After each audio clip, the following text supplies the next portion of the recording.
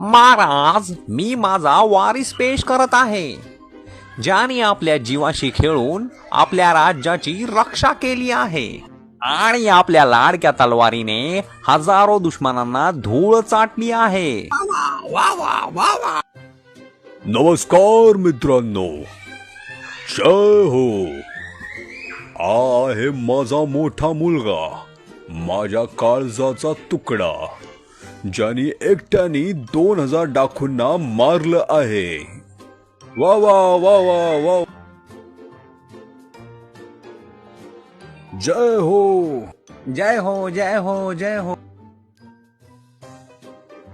आज हे अम्मा बोऱ्या याले 10,000 लोकसनी पकडेल होत. काय सांगू तुमले महाराज, यांनी एकटासनी सगळासले भारी पडना.